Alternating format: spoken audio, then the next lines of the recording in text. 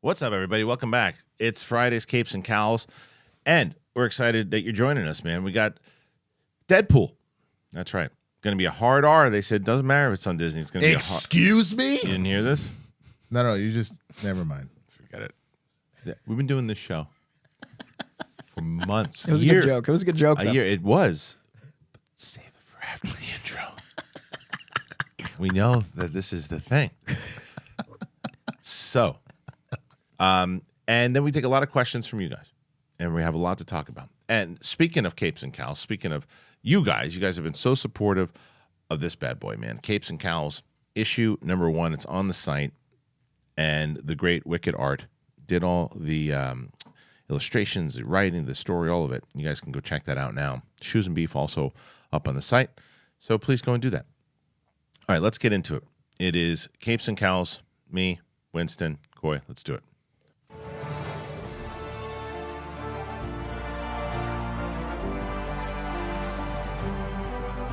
Welcome back, ladies and gentlemen. Big thing, Capes and Cowls. Hope you, again, I guess I hope you had a happy 4th. I know some people have been doing stuff since because it's now the 7th. But nonetheless, been on a strange kind of vacation over the last 2 days. I'll talk about my Disneyland escapades in just a second. But I'm joined, as always, by Coy Jandro, Winston A. Marshall, and the gang is back together again. We, although we hung out on July 4th, which was nice. Yeah, it was great, man. It was good. We had a good time at the barbecue. Winston is the real friend. He stuck around for July 4th fireworks afterwards. But it was a good time. But I told these guys, and I had to tell you guys, we always like kind of, if we have a story to tell, we usually do it up top. Yeah. And then we get into all the stories and everything. So before you tell your story, please. can I just interject that Sure.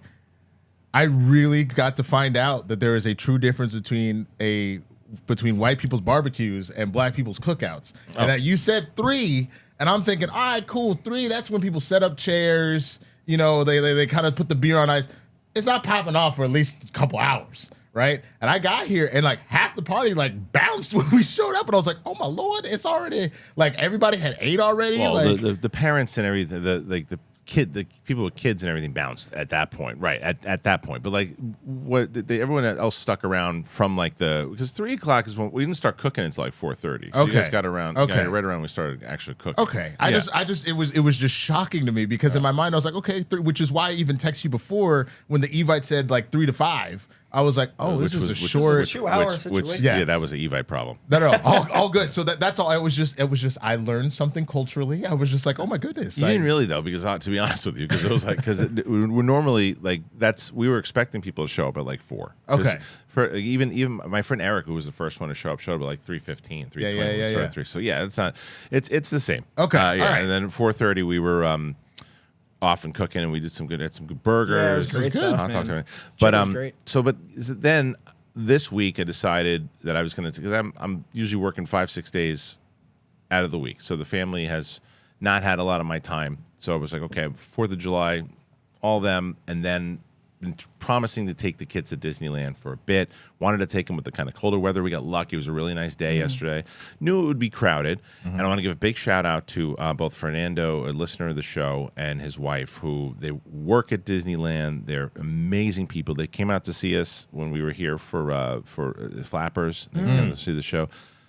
And they came with this. They didn't come to the show with their son, but the son came with them to Disneyland yesterday. But they hooked us up, got into the thing, gave us some good advice about when to see the fireworks, because that's what Vivi really wanted to see. Because I promised, basically, Sadie and Maisie drove because they were gonna leave early because Maisie's only 5.5, and she's probably gonna leave. She's gonna only stick around for so long, but she stuck around for a bit.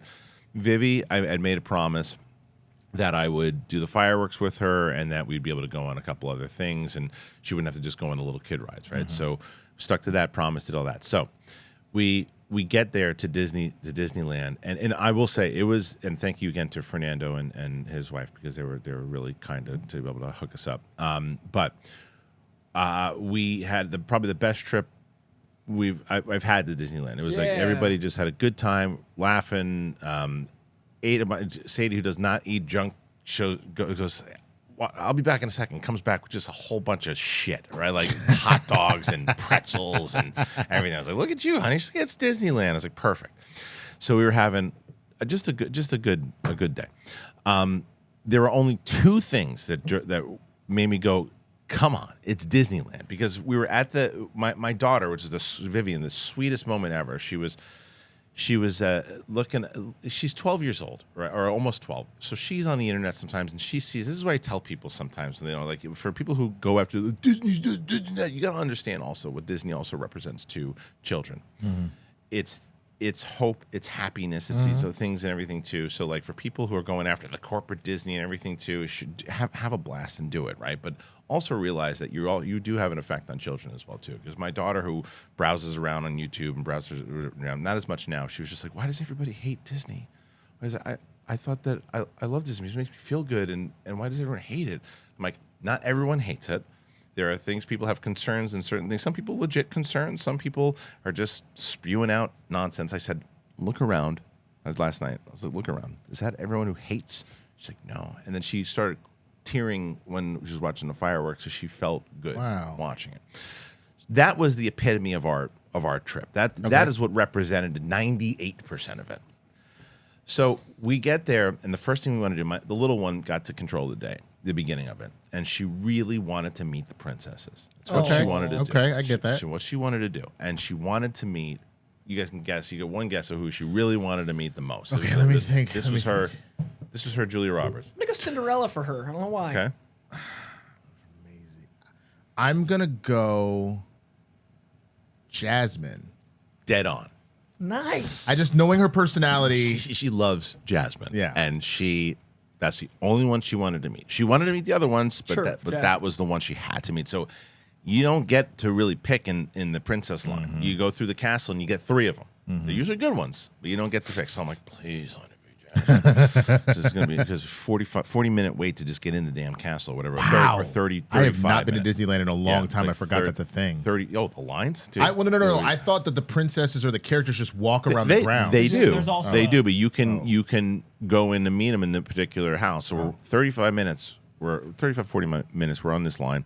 And it was okay. We were in the shade, and like I said, didn't mind it. But right to the center, as we got there, it was like Snow White was there. And I said, you want to meet Snow White? And I don't give a shit. But she didn't care about Snow White. So as we're online, who shows up? Jasmine. So we're like, fuck this. Grab her in my arms, and we start to run out and everybody sees that the line she's going. I mean, we kept, my wife stayed on the line so we could stay for the rest of it. So I get online to a little portion of it, and I'm like, okay, we're going to get right to the front. And then it just like formed like ants. Yeah. So as I get there, and everybody's kind of piled up on each other, there's this dude, and he's like 260 muscle on top with spaghetti noodles for legs. My God. Yeah. We get sent a picture of this man. And he's just like this, and he's like this, and we're just like right near him. And then I'm in the best mood, like possible. And I look at him, I go, "Hey man, how's it going?" He goes, "How's it going?" And I go, "I'm all right. You all right?" He's like, "Yeah, I'm all right. You all right?" And I'm like, "Yeah, man, Disneyland. You all right?" He's like, "Oh, you back up." I go, "Oh, we're in we're in one of those kinds of moods, huh?" And he goes like, "Oh, you're close," and I'm like, "Guy, and this is what I said to him. I go, "It's Disneyland. Lighten up, brother."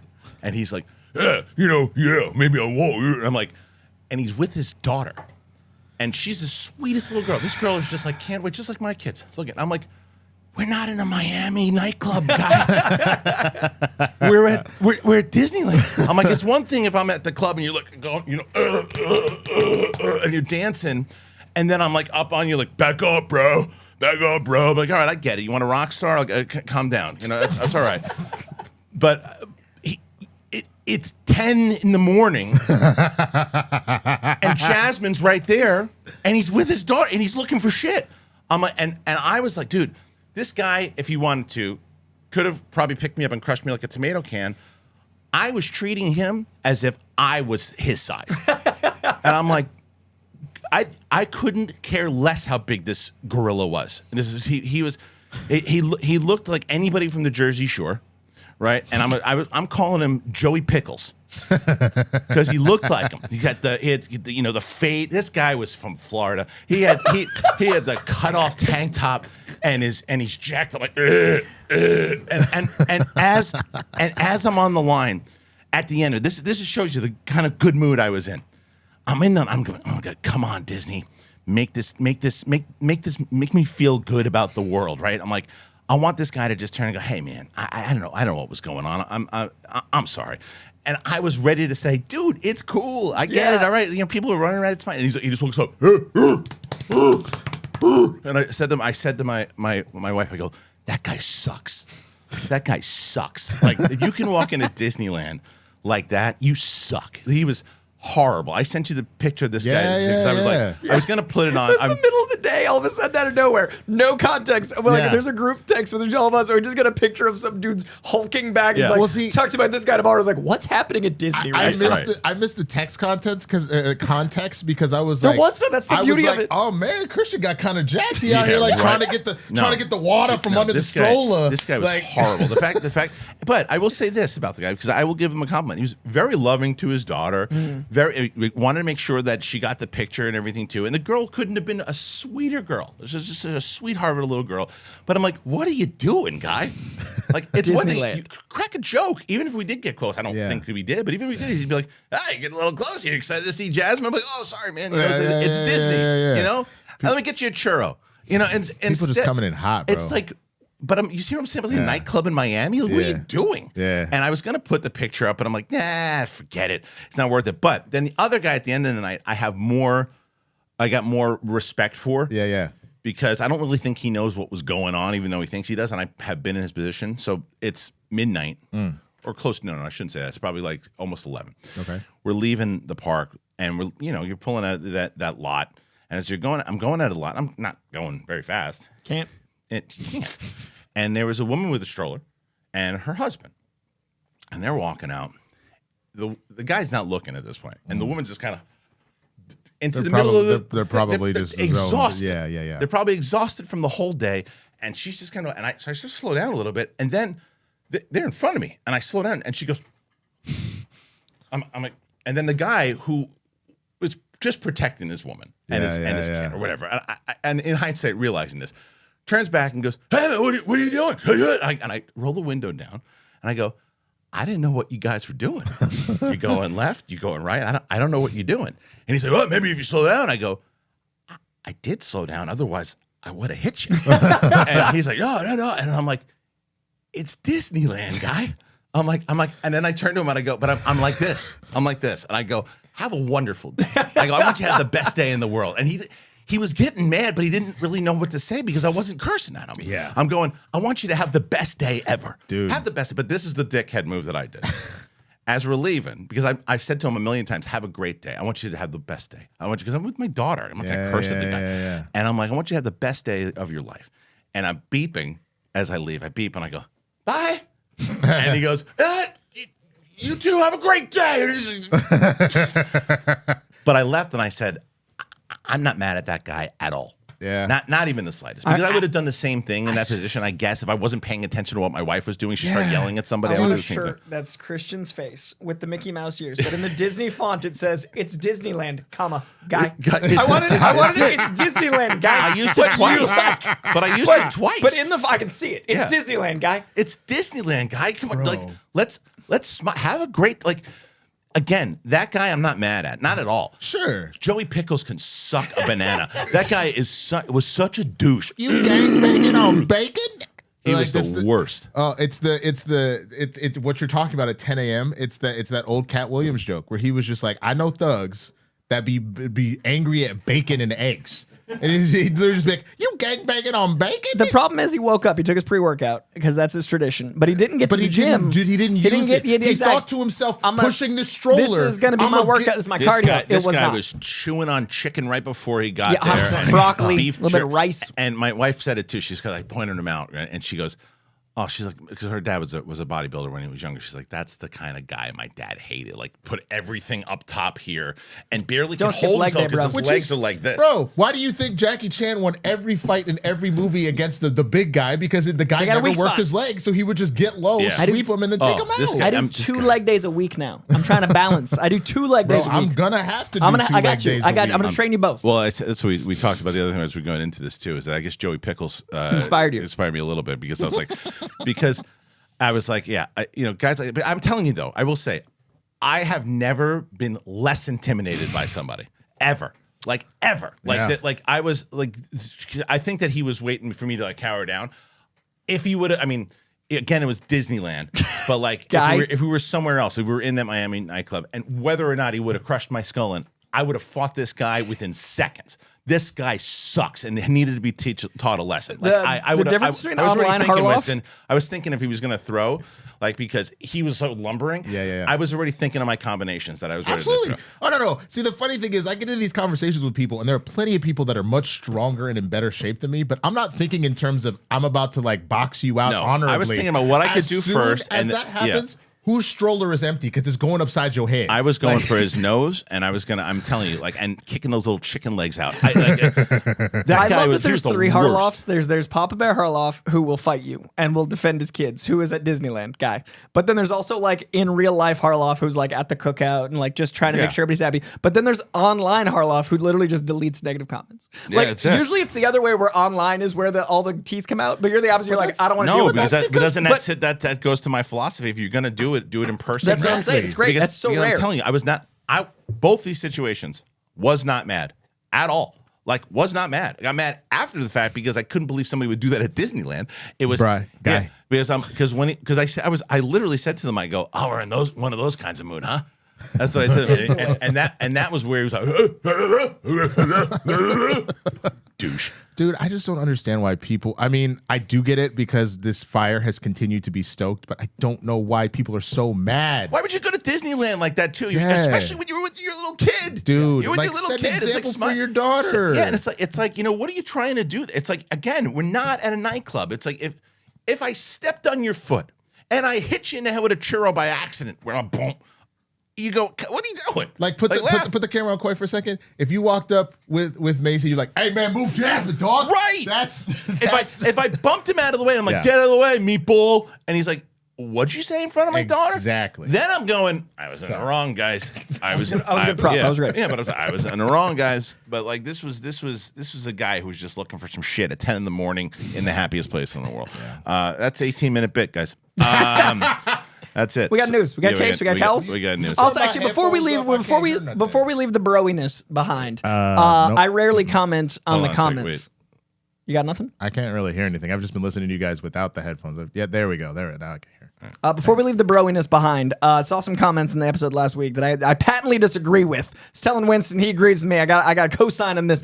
I stand by. Henry Cavill was not as big as me when he was cast as Superman. Obviously, he got bigger than me, but you were like, I'll be in the chat like he played a demigod, bro. He was still not this big in that super suit. He was big in Immortals, though. It wasn't this big. He was still like a little guy. But I don't think if you look at him in the super suit, hold on. But have you seen him in the? I saw that comment. The Christopher Reeve. I saw you agree. That's why I'm bringing it up. I do agree. The Christopher. He was pretty big in Immortals. The Christopher Reeve suit is not as big as me. I don't Straight know. Up. Dude, bring up Immortals. He's pretty big in Immortals. He's just cut. I don't know, dude. I mean, look. If we're pumping you up today, then it's all good. No, he's not. He's cut. He's not jacked. All right. Like comparatively, like Coy is unnecessarily wide. That little dude.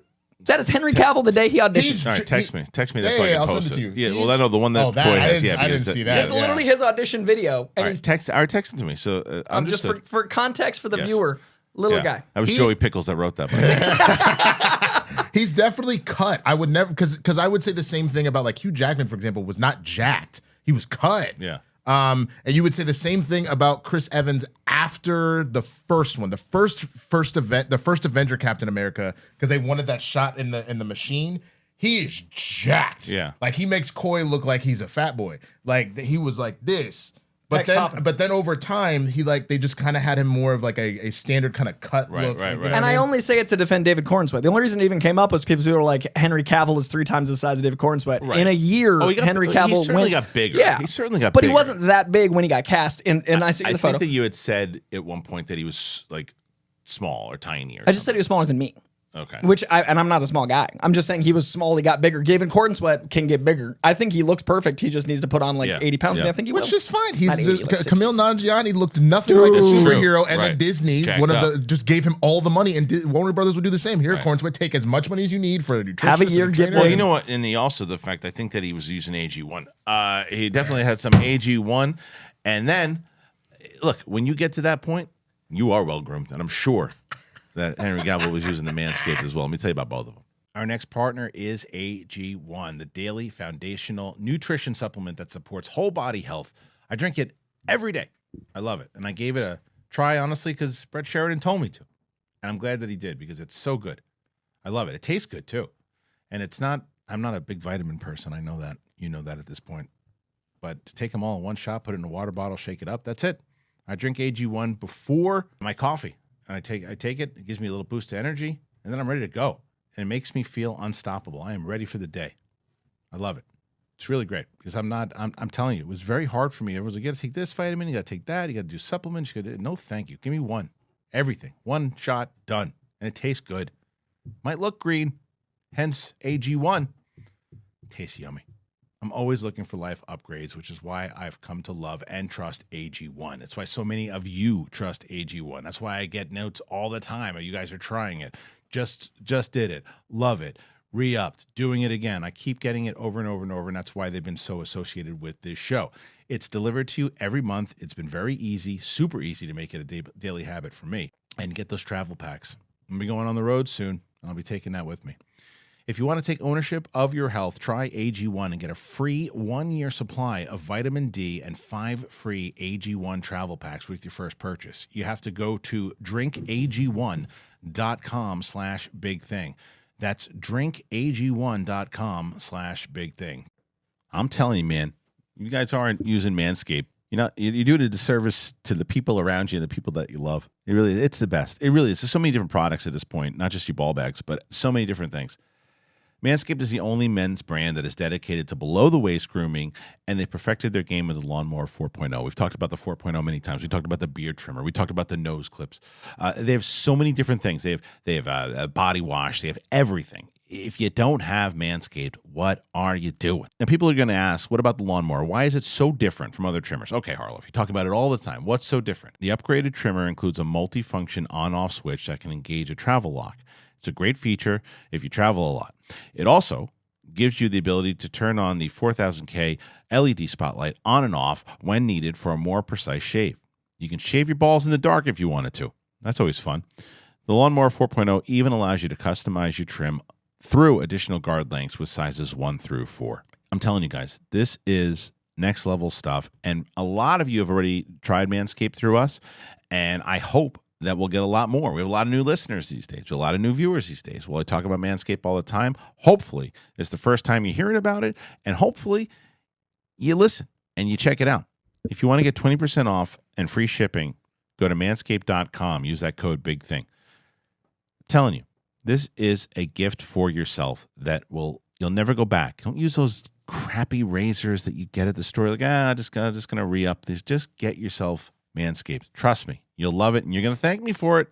All right, thanks to both Manscaped and AG1. As I've mentioned to you guys many times over, and I keep getting it, and thank you. And I think that this is because people have said I've been saying this, and I've been talking to you guys about this. I keep getting people tweeting me, or now what's the new thing that people are on? The Hive, Blue Sky, the and one from Threads. Threads is the one that I think is going to be the. I think Threads is the one that's actually going to work from the way that 50 million subscribers day one. I heard. Yeah, because of what the way that they're doing. It's pretty much just Twitter, but you can do it through Instagram. Anyway, the first thing I saw as I signed up for Threads, people were writing that they just signed up to AG1. Other people signed up to Manscaped. Nice. So when you do that, for people like, well, how does it really help you that much? Tremendously. Tremendously. It is when you guys, because we don't do donations, we don't do all that stuff, and we also want to make sure that we offer you guys something. Please do tweet me or send me Threads or send me wherever you're at here. Let me know when you get it and when you use that code for either AG1, Manscaped, any of our sponsors, because it helps the show out. It helps us continue to be able to do more of these things. So please and thank you. That's how you can support the show. People keep saying they've been listening to us more. You can see it in the views and in the listens that they want us to become like kind of the number one show in this space. Well, in order to do that, help us out with the sponsors. That's how you can support us right there. Get yourself either AG1 or Manscaped today. What do you think? You should talk about some comic book movies? I mean, maybe capes or cowls. Maybe not a bad idea. If we have to, Let's start here. All right, so before we get into Deadpool, yes, my daughter did meet Jasmine, and she was thrilled. It was the highlight of her day. All right, so Deadpool, following Disney's acquisition of 20th Century Fox. This is from Garth Franklin at Dark Horizons, by the way. A lot of talk swirled around how Marvel would handle the Fox properties now under Disney. Deadpool came up a lot because people are concerned it would go to PG-13 and then prevent Ryan Reynolds from doing his regular shtick. But it is not the case, according to Karan Soni, who plays Dopinder in the films and is returning for the new entry. In a new interview with comicbook.com, the actor says from what he saw on the film that it will maintain the same tone.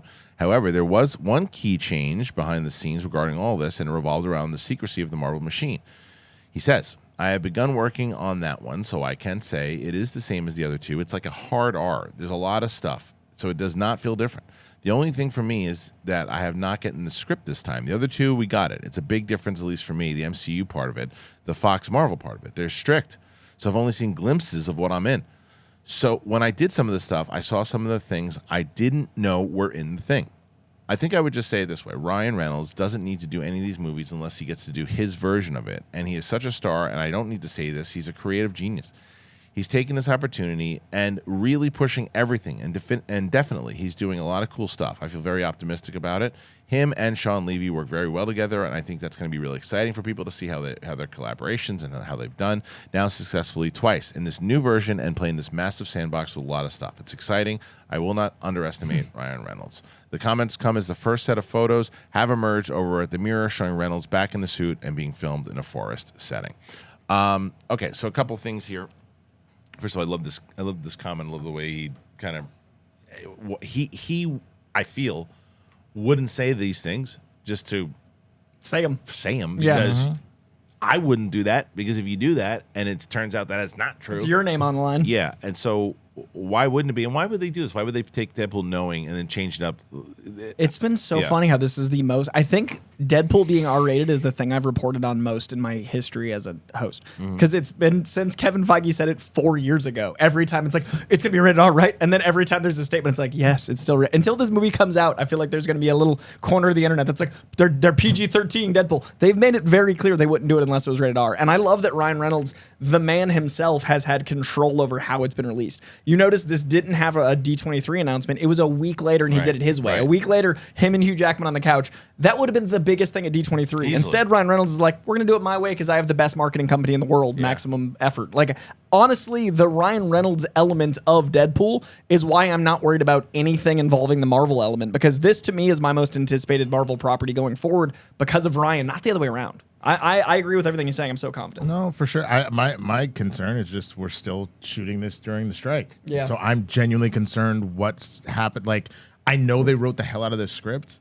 but I am just very genuinely concerned about some of like the improv in it and whatnot, because you can't. I'm less concerned about that for Deadpool because for a lot of the reports come out, we even talked about this and speculated this when we talked about it in the first part. He's wearing a mask the majority of the time. So much ADR. There's so much ADR that's going to come in. Like, but what needs to happen is the strike needs to end by the time they get close. So they can write the ADR. So they can write the ADR. So he can go in. He can improv. They, as he said, Ryan Reynolds is a creative genius. He knows. Like, don't be surprised if him and Sean Levy behind closed doors going, hey, when we shoot this thing, I'm not telling you they're breaking any rules or anything, but when we shoot this thing, give me a little extra coverage here Yeah, to where exactly. I can be doing something with my arms. And so if we need to ADR when it's time to ADR, we can add some stuff here, overshoot this a little bit here. And that's one add thing people this don't here. give Ryan Reynolds credit for. He's one of the best mimes of all time. Yes. Like, he is such a good physical comedian. Yes. The Deadpool character doesn't work unless the physical comedy is there. And even the way he moves his expression under the mask, Right. there's a lot you can do later. And I guarantee you, the way the shorthand is with these two guys, Free Guy, the one he did with Mark Ruffalo, that great dad movie, that sci-fi. Right. That's right. The Project Adam, I think Yes, it's called. that's Yeah, right. those Yeah, movies have great movie. shown their shorthand, both with Heart with Project Adam and Comedy with Free Guy and The Heart of Free Guy. I'm not worried about that relationship, and I'm also not worried that as long as the strike ends in the next 8 months when this movie comes out, you can do ADR up until, this movie's coming out in June. They could work on it until March. But that's why there's not a lot of the movies doing this, right? Because for everything he just said, the relationship that he's got with Sean Levy is part one. And they're not just going to do, well, hey, we got to shoot this right now. Ryan Reynolds and Sean Levy. I'm not saying the studio wouldn't do this. We got to shoot this, so go out there and shoot and just shoot the script. They're going to have a plan. Yeah. And they're going to say, well, we know that we're going to have all these other different things. We're going to add this stuff. And that's the beauty of having the mask. No, that's true. I don't think that fully dawned on me, but that's very true. He was only maskless a handful of times, like before he becomes Deadpool, when he's just himself, and then a few times to see what he looks like crinkly. But for the most part, he is wearing it the whole time. And I guess part of the reason why it doesn't dawn on me is because you do have like Brolin and the little kid that played the little fire thing, and Gina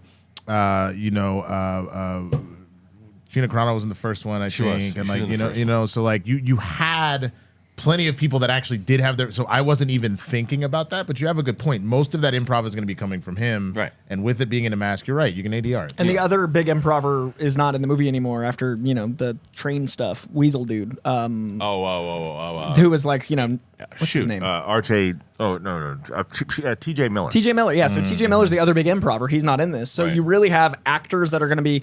In my theory, I said this way back at Collider. So 2016, I started saying this. No, 2018. So the movie came out in 2018. Late 2018, I was saying the third one's going to be Deadpool kills the Fox universe because that's when the merger started happening.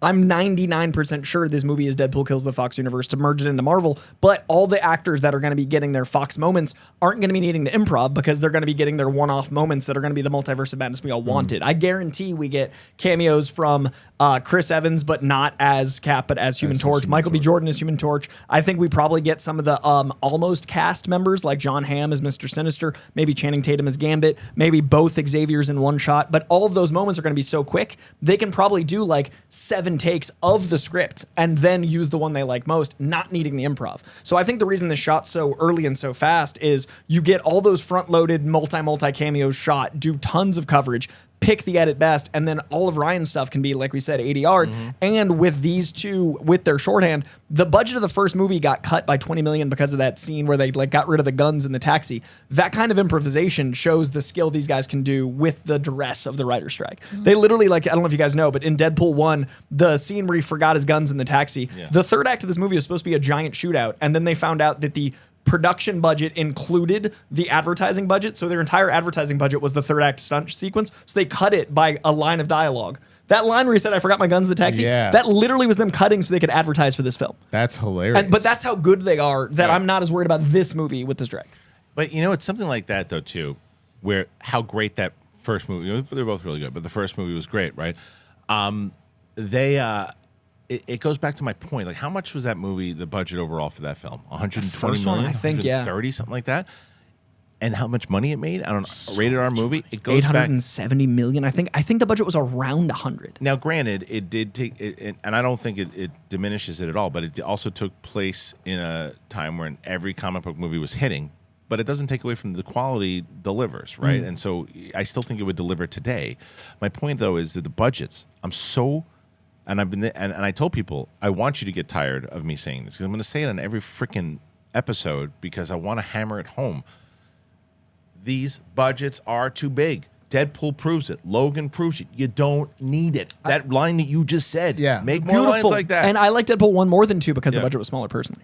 We were just, obviously we can keep it in the direct conversation about comic book stuff, but like, we were just talking about this on the 4th, in that like Indy, for example, it did not need to be 300. No. And I look at like I had gone to see The Blackening this past weekend, $5 million budget for a horror comedy, pushed out 3 times. It's just like that because they wrote the hell out of that script and they acted the hell out of that script. You do not need to throw infinite dollars. The reason. So you look at the argument that would be put against that, right? So $5 million on that studio that made that movie. That's a big profit for them on what they made, and they're going to add money to be able to make other movies inside that budget. Now, the argument for what a Disney executive says that we're Disney and we're not putting in $5 million to make a movie, hopefully just to make another 25. No, I'm with you, 25 or 30, but it doesn't go against your point and my point.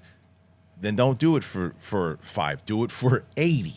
That's what I'm saying. 100%. Just scale for yourself. That's right. Scale for yourself. So in that case, if a low budget for you is 80, then do 80, right, and then go make 240. And I brought this up the other day. It's Alonzo Duralde said it the other day.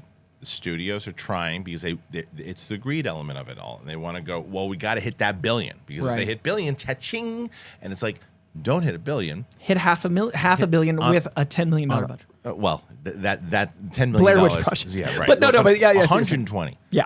If Black Adam costs $100 million to make, 120, the movie makes a big profit. I mean, I said 500 million, made like 380. Apparently, somebody was very, very quick to tell me, and they were respectfully so, but they were like, nice try. Made 380. And I was like, fair enough. But $100 million, 120 for 380. With everything else, I don't know. It goes back to showing you. Deadpool proved it. You can make really good superhero movies, a lot of action, funny, everything, big stars, and you can still Logan do it. proved it too. Boot 2 R-rated comic movies, 100%. and that's what we're talking about now. Yeah. R-rated comic movies, lower budget, higher profit, and it's not like the audience didn't show up because they were like, this really didn't have the giant third act space demon, the thing I wanted. Like I would love the next Spider-Man movie to be $20 million, and it's actually seeing Tom Holland and Zendaya act. I would love a college-based. That's never going to happen. 80. You can have 80. 20. That's. I want an indie. I want a little film. Yeah, I want a cute little. You're gonna spend at least $6 million or $8 million of that just on Zendaya and Tom Malone. And Tom Yeah, Malone. that's true. So it's like you're not. But I want that Your kind of budget's like. already gone. Yeah. But It's just a Canon 5D filming them talk. how much? This is probably a bad example. How much was Top Gun? The most recent one, Maverick. Yeah, it's about $200 million. Okay. So that's a bad example. I just but they filmed it like it was $120 million. It felt like a smaller movie, right? It did, but but everything that they used and everything that they were able to do, they took the gamble on the 200 and it paid off. Like sometimes the gamble pays off, but like. The gamble is being made every other Thursday now. Yeah, it's the every Flash, week. like everything. How about this? Everything, everywhere, all at once. Yeah, that's what Roxy brought up. That is the perfect example of I think that cost $5 million to make. I'm serious. No. I think you're right. I think it was about 15. Honestly, I think you're in that range. I think it was about 15 mil if I remember correctly. Best picture. One Best Picture had a phenomenal special effects and 9-month action legs. sequence. Like it went on forever. $25 million. Okay, budget. So we were both a little off. Combined what we said collectively, but still a lot of money. That's a small film, not relatively. a lot of money. Made a lot of money for $25 million. Yeah, for sure. And didn't have the kind of marketing. So I know, like I said, guys, it's every episode's what you're talking about. Big thing. It is a massive. I'm very passionate about it because I think it is ruining the film business. It's the only way you're going to save it. You've got too many money people involved. It is it's money people. The money people should be like, hey, do we have to spend this much? It's not the money people. It's the people who want to make the money. Well, like I'm telling you again, and just because whether it was Kathleen Kennedy, John F. Kennedy coming back from the grave and saying, hey, put this in front and $300 million for go back to your grave, sir. It's like that's ridiculous. That's He's polite about it. He said, sir. I said, sir. At least he said, sir. I said, sir. Mr. President. Too much Mr. budget. President. Too much budget. What just happened? Respect, but get the hell out of here. You're drunk. It's like $300 My fellow Americans, this is too high a budget for this film. Who spent $300 million in Indiana The Jones? cost in this budget is too damn high. Mr. Gorbachev, tear down that budget. Someone said that. That's exactly who I am. $300 million for Indiana Jones. Are you out of your mind? Are you out of your mind? That's the craziest. Like the Flash at 250, whatever it is, still crazy. But not as crazy as 300 for Indiana Jones. That's insane. Yeah. It's insane. It's insane. I say it with the money people in the sense that a lot of what has happened with a lot of these studios is they are starting to get this money from like Wall Street dudes that are like, oh, you're able to turn a $200 million movie into $1 billion because that's what happened pre-pandemic. Right. Yeah, so fine, times. keep up. People love those superhero movies. Go for it. It's literally Vegas, and you're like, I did what on the table? Double it up. It's the executives. Double it up. It's the executives that stop that. 100%. And just like Vegas, now we're losing lots of money. Yeah. And then that's what I think is we're about to see a shift of. A lot of these movies are still the fallout from right before the pandemic. We're not yet seeing, we're starting to. I'm not saying nothing has been made since the pandemic, but a lot of these budgets, a lot of these allocations, a lot of these pre-productions were pre-pandemic. Now we're seeing things like Deadpool. Now, I mean, even the Marvels was made through the pandemic era. So we haven't gotten to Captain America yet, which even that pre-production was announced pre-pandemic. We've got to get to the point where we're looking at budgets differently. And I think that's coming. We're just not there yet. And we're not going to see it for the next year, 18 months. And by that point, we're dealing with the writer's strike times. Do we have an estimate on what the Deadpool 3 budget is? I don't know if they told. I don't think we have that yet. Do they normally not do that until they get into post? I think it changes so much. Like, and I can't imagine they're like, we greenlit this for this. No, it doesn't. It doesn't tell you. Deadpool was made on $58 million before the sequel. Oh, so the first movie was made on $58. Because that's right. It was The first movie was $58 million. So it was $100 million with marketing. Wow. That's maybe what I was maybe saying. a little Holy over, like crap. let's say 150. But still, I mean, and then make 850. That's what they need to start doing. Right. See, so for $58 million, you'd make my Tom Holland, Gwen Stacy, But- Mary Jane movie. But here's if Deadpool can do it, But here's the biggest Passion project but, of Ryan Reynolds. But no. But that's it. he loves it. No, that's the thing. Is that the problem is that a lot of these places that are making these movies, they don't have the passion for these things. They do not. They're going on formulaic, what the audience wants, old school. As much as they think that they're changing the new school of the way movies are made, they're not. They're making in the old school mentality of, oh, people like superhero movies and people just like the big budget things. People just like that, so we'll do that. We'll do that. And like you said before, oh, well, let's just turn a profit. Everything, if you make it for 200, people will go out and see it and it'll make $1 billion. Ryan Reynolds and people who have done movies like that is like, no, I love this, and this is because they don't understand the fat cats and the people who are just corporate turds that are just like, oh, you have to actually really love this thing. You got to really love Star Wars. You got to really love Marvel. You got to really love DC. And Ryan Reynolds loves Deadpool. That's why the two successful superhero film movies this year have been Across the Spider-Verse and Guardians, because the people that were making them have passion for it and they actually care. Versus for the people that love Multiverse of Madness, I'm happy for you. I did not get the sense that Sam Raimi really cared about Doctor Strange. I got the feeling of like, I've done this before. You want to pay me to do this? I'll do it. But what I did get, though, is he's like, oh, this sounds fun. Yeah. I want to play. I want to play. Yeah. It didn't seem like he was just taking a job. No. It seemed like, but he was a hired gun, because he was hired gun in the aspect of, well, it's Sam Raimi. It's a great hired gun. What are you going to do, Sam? And he's like, oh, I'm going to make a Sam Raimi movie because that's what I do. I don't give a crap about the MCU. I'm going to make a Sam Raimi movie. I love Sam the man. I love Sam's passion. I love his love of comic books, but he made a comic book movie, not an MCU movie. And I maintain if that was a what if, it would be incredible.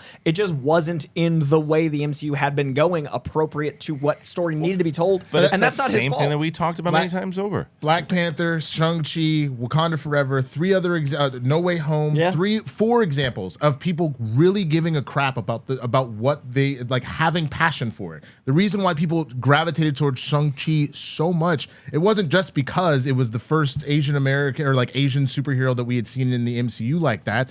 It was because they cared about that story. Think about that first opening sequence in the garden and people being like, this was a beautiful fight. It gave me the same feels that I got when I saw Crouching Tiger for the first time, because people cared. And that's every movie, I think, that does well is the passion. We talked about Top Gun. Look at Mission Impossible's numbers that are coming. Tom Cruise is passionate. That man, like, no matter you can what. say whatever you want about Tom Cruise. The man is so passionate on screen. Absolutely. And when you're watching a movie, you feel that He for cares. him. He cares about the audience. Right. Like, he cares about He wants everyone's joy. He wants the audience to have a good time. He wants the audience to be excited. He wants the audience to care. You listen to every interview, whether he's a good actor. No, there's only so much you can act before you, and also put up or show up, and he's done that. And all of his movies, even the ones that haven't worked, he's done that. So yeah, a great example. Great example. Yeah, passion, and it's like, and it's one of those things. It becomes a business for people. And it becomes a job for people, and that's when you lose it, because it's. So you guys have all seen Air, right? Oh, yeah, love it. So there's a great moment in Air where, a few times, Ben Affleck, who owns Nike and everything, Damon comes up to him and says to him, "Remember what started this? Right? It was you selling sneakers out of the back of your trunk, but you loved it. Yeah. Remember that? Like, that's it. Remember, everybody out there making movies, Lucasfilm and Marvel and wherever you are. Remember when you started making movies and why you really loved it? Do that. Do that. There's a reason why, like, you were successful in the first place, because you made movies that you wanted to make and that you loved, and you wanted to put cool shit up on the screen. Do that again. All right, let's move on over to speaking of Shang-Chi. All right, so Shang-Chi is probably not going to hit, guys, until 2026. Oof. Yeah, it makes sense if you think about it at this point That's now. still With everything, it's like 2.5 years out. It's about 2.5 years out. So, already out there promoting the Barbie movie, actor Simu Liu has offered an update on whether things stand with the sequel to Shang-Chi and the Legend of the Ten Rings, which was released in September 2021. At the time, Marvel Studios president Kevin Feige confirmed that the studio already had plans for a sequel. However, when the Phase 5 and early Phase 6 announcements came, there was no sign of the film.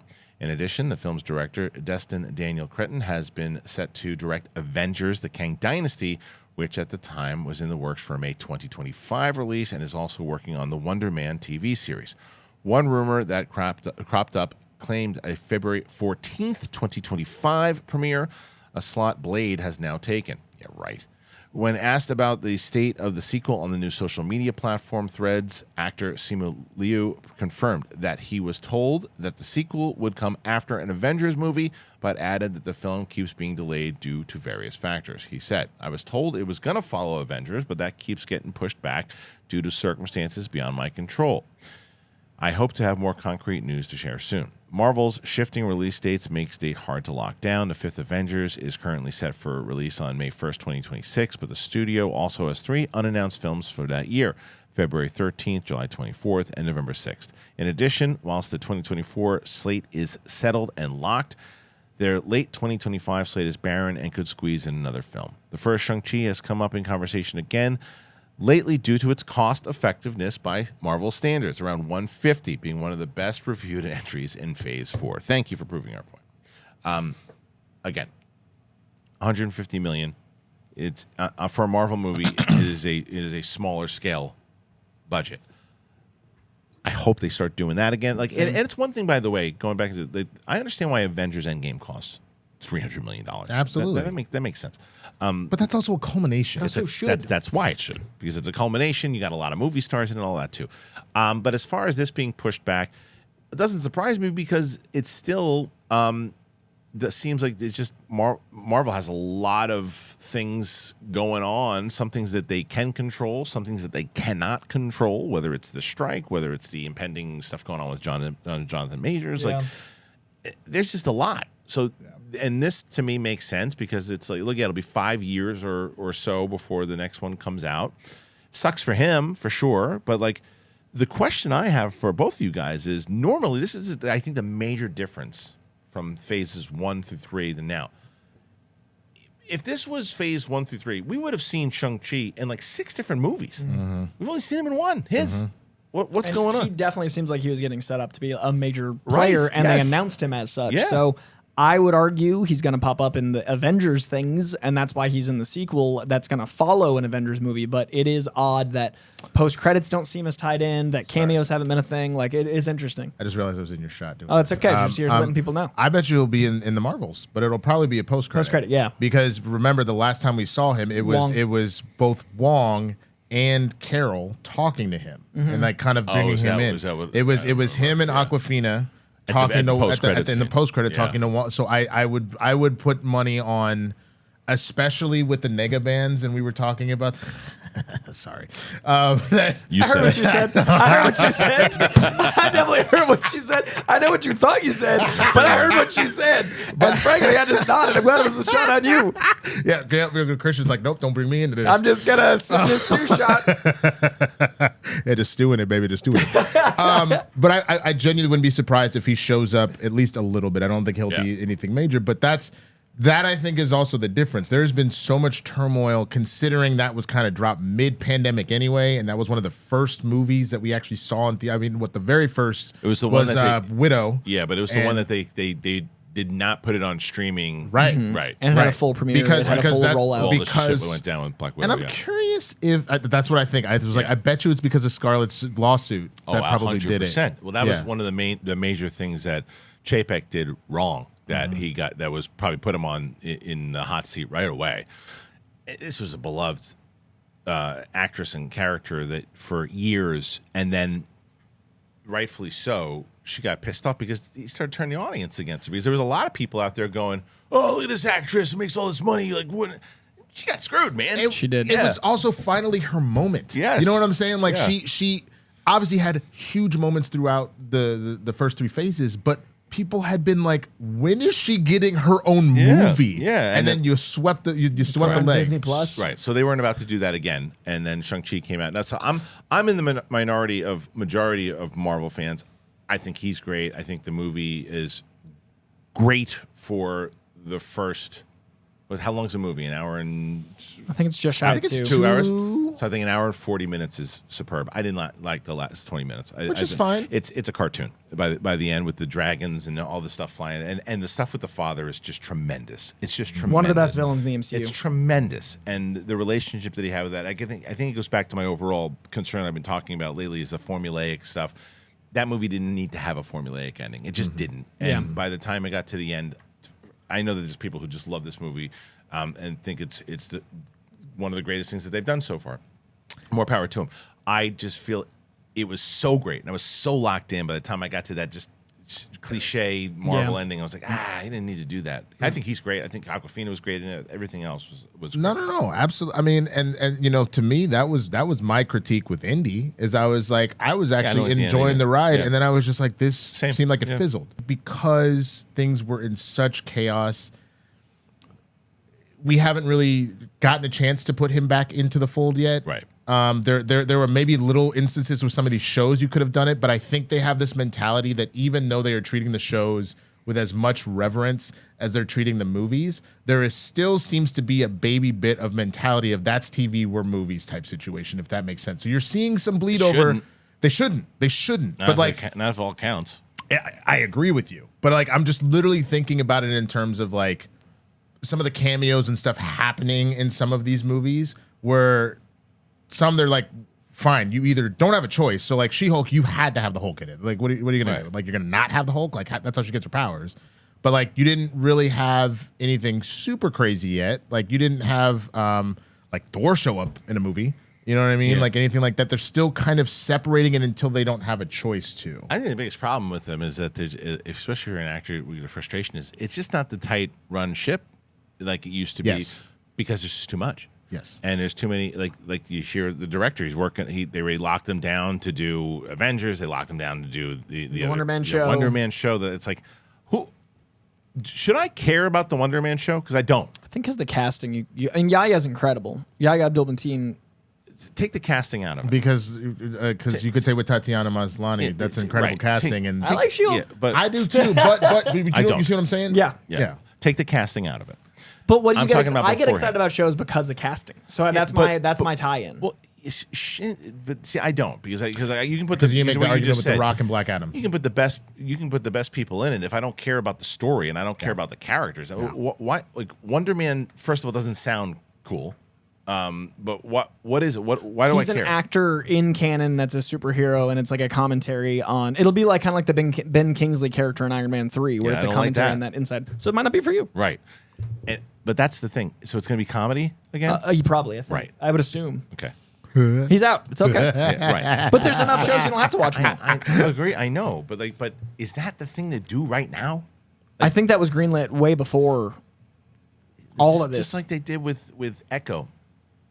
But look at Secret Invasion. That's a great drama nobody's watching. Nobody's watching that right That's now. what I'm saying, is they went another way. I didn't even watch episode 3. I love it. Was it great? I feel bad I this haven't show. watched it either. It's incredible. Isn't that crazy? Like I stayed up till midnight on 4th of July. I really liked the show for the first 2 episodes. Totally forgot it was even on. So if drama's not serving and comedy's not serving, that's what I'm saying. I know. It's not for me. It was less. It was more from the standpoint of I've got a lot going on personally right now, so I have to prioritize. And since it's not. Yeah. Since it's not on everybody's lips, I still think it's exceptional. And because I'll be honest with you, I think I told y'all this. I only got halfway through Andor. I didn't finish Andor for a similar situation where this is very good, but I have a lot going on, and so I have to determine what is. Yeah, for sure. But let's sticking with like Star Wars also for what we do, right? Ahsoka to me is going to be worth it for me to stay up until 12 a.m. and watching, and guys, for me, that's a lot because it was my kids. Yeah, and so when I do it, I'll do the immediate reaction. I'll do the next day. I'll do the spoiler review. I'll do the whole thing for that show because I know that because of the audience that we have, they're going to be interested in it too.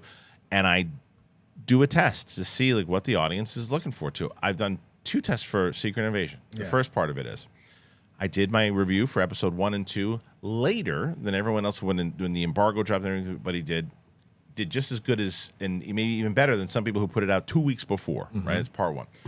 Part 2 is I didn't stay up, cover the the third one, I did my review did fine. The third one, didn't review it.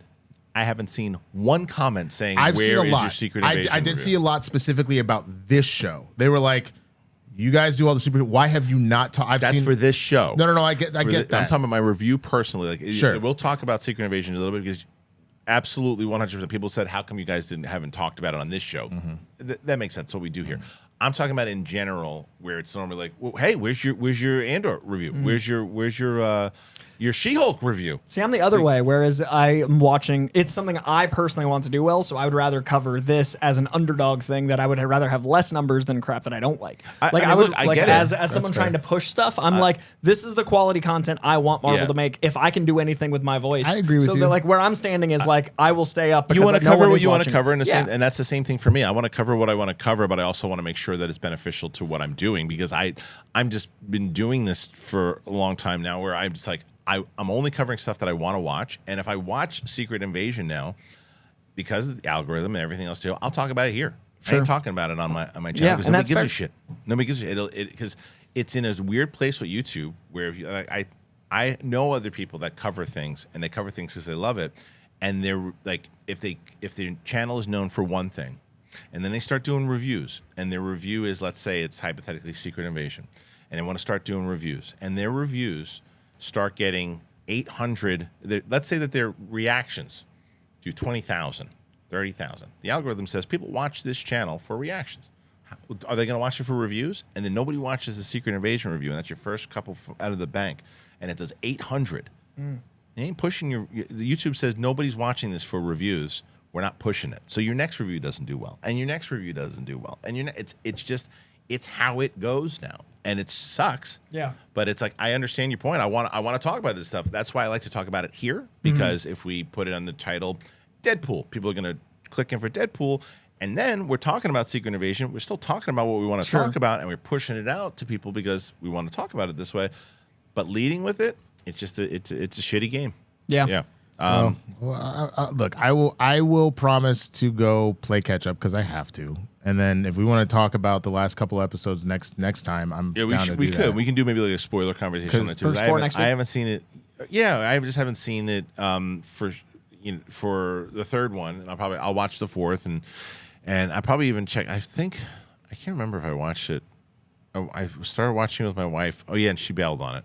We She should know likes the everything about Marvel shows. Comic-Con next week too, so we'll have stuff to talk about next Oh week. yeah. So all right, let's get into this. We'll do this. I took some questions. So I know that there was a few let's do it. things up top that I mentioned as far as stories go, and we're not going to cover them.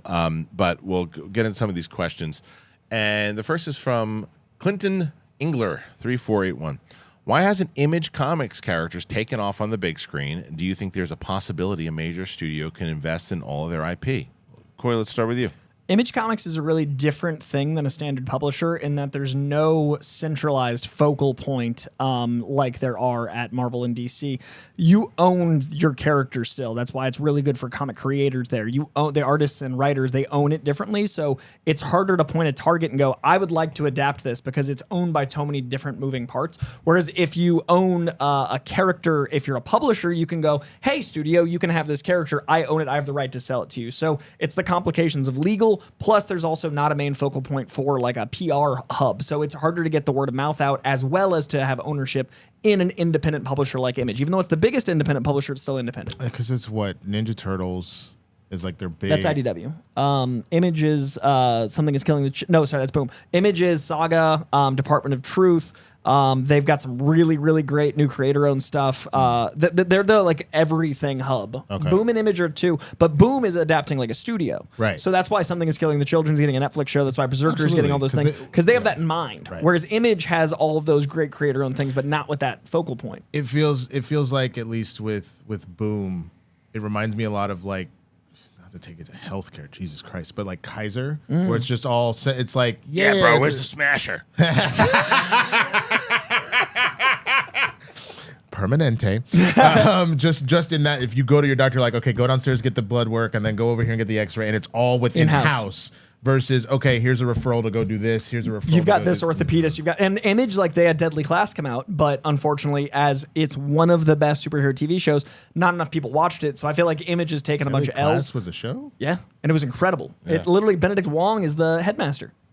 It's so good. I actually wrote a bunch of dissertations for Rick Remender to try to get the show back. Oh, a It was dissertation. yeah, I really wrote I ain't thesis calling things you to Dr. sci-fi. Shit.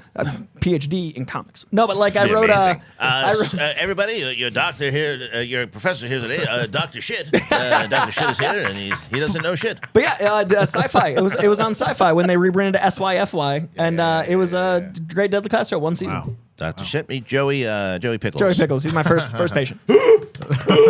Sir, you've got a case of apitis. You gangbanging on bacon? All right, let's see next one. 11th Cub fan says, with how Shazam 2 and The Flash performed, should WB even release Blue Beetle or Aquaman 2 in the theaters? If they're not good, wouldn't that tarnish the DC brand even further? All right, so here's the problem and the reason why The Flash was put out and why this is the problem that David Zaslav kind of came into and everybody kind of came into during this, is that you have budgets. You have movies that were already put out, and now these things are done or almost done. If you don't try to make some of that money back, then it is an epic loss. So you look at The Flash, which has now made maybe $200 million or whatever it was. I think it just made its production budget. Just made 3. Yeah. It just made 3. So it's Inching towards it's barely breaking it's even. maybe it breaks even. Maybe it'll still be at a loss. Even if it's at a loss, it's still made back at least $250 million. If you didn't put it out at all, nothing. And now you're losing. And I think a lot of people are way confused more. because the Batgirl situation, that was at a unique time when they were able to write it off as a loss because of someone acquiring a company. There's a certain window of time when you acquire a company that you can say, hey, we took these assets that won't make money. They're going to be a tax write-off. And that's why they can't show the movie ever. That's why they can't have it housed. They can't screen it because it's something that is not viable, and thus they can take a tax loss on it. They would have had to have done that with Aquaman before. They would have had to done that with Blue Beetle earlier. Yeah. And so now that window is closed. Well, they also now need to make some money. Yes, they also didn't think it was a good movie. That's why they said it was Batgirl. not viable. Or Right, whatever. and they didn't put any marketing into it. Right. So that's another thing. They believed that The Flash could make them back. They thought it could at least have them break even and make a little money. Yeah. So they took the risk on it. So the same thing for Aquaman. Aquaman made $1 billion, the first one. It made $1 billion. It would be, if they have the movie, and reports are that it's not great, but who knows? There are reports that a lot of movies have not been great and turned out to be good. So this movie would be silly to leave them on the shelves because it's going to be, but he's not wrong though, that to the casual fan, if you keep putting movies out there like, by the time Superman gets around, you're like, casual fan, so he's not wrong, but it's like, but you can't sit these movies on the shelf. You just can't. Yeah, I think that's a big part of it. I think from a God, what are the word? Not a perspective. When something looks like something from the. What is wrong with my brain Something right looks now? like something. From an outside perspective, Yeah. that's what I mean. Jesus Christ! You said not man. perspective specific. No, I know. It was outside. I was like, perspective. what do you mean by from not an perspective? outside perspective? That's why. So from an outside perspective, on top of that, you have certain people that are looking at this because they are saying, "Hey, this is the first major Latin superhero that's going to get this kind of." It would behoove you not to twice cancel that. Also, 'Cause you- Sholo's 'cause- big swings and with Post it- Karate Kid. and There's a lot J- of good juice in it. And James Gunn has already said that he will show up in the DCU, so he wants him to be introduced. Right. So that one makes a lot of sense. Plus, that movie did not cost that much to make. I can't believe because it was originally scheduled for streaming, and then they switched and they got it. a lot of confidence in. So let's see if they even have it in here. But Blue Beetle budget. I cannot believe I struggled to find the word outside perspective. That's a lot of money for this pretty hefty movie. for new. It's 120. $120 million for now. We were just talking about fresh how IP. now because the difference with say Ryan Reynolds Deadpool for 55. It had Ryan Reynolds in it. I love Sholo more than maybe anybody. He ain't got that kind of star power that Ryan Reynolds has, right? This was Ryan Reynolds at a depth, not a rise, though. But it's still doesn't not matter. Reynolds. Still Ryan Reynolds. I was trying to help you out, Sean. Yeah. But look, I know you love the guy. Scholl's a He's great. superstar, but like I'm just saying, he's got to do this on word of mouth. This movie has to be really good in order to make back 120 million. What about how much was Batgirl? The Batgirl budget? Yeah, Well, because that I don't know if they were going to even release that. No. I understand. Oh, I thought they had said that they 90 million. Okay, so you were pushing it, but you hadn't fully gone into danger zone yet as far as that budget. No, marketing. I think Marketing probably can probably put it close to 200. No, I understand it, but I'm saying right at that exact point, you were like, ooh, this is right on the edge that like I would rather get the 5% back and whatever. Right. Versus at 120 now, you're already kind of in the danger zone. You've already seen the bad publicity that came from it. On top of that, you think one is actually a pretty good movie, and the other one you didn't think was good at all. Right. Yeah. You run that gamble. It's literally looking at the table, and you're like, put it out in August when there's nothing else really out. That's going to be huge for it. That's going to be huge for it. And if it's good, it's got a shot to be kind of a summer darling. So that's worth the risk. And it's got legs if it's good. Because it's September's pretty open too. So if it's good, it'll last. Callum1327, how well do you see Superman Legacy doing with the recent box office bombs of Flash, Shazam, and Black Adam? So that's kind of ties into what we were just talking about. This is a tough question because you have enough time in between.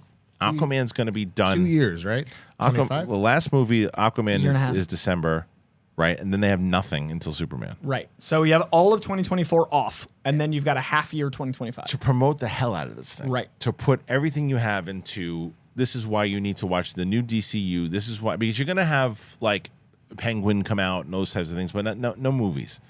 Like, so you have everything goes into the marketing. Now, am I wrong? Because someone told me that there are no studios going to Comic-Con. Isn't Warner Brothers still going? They haven't announced.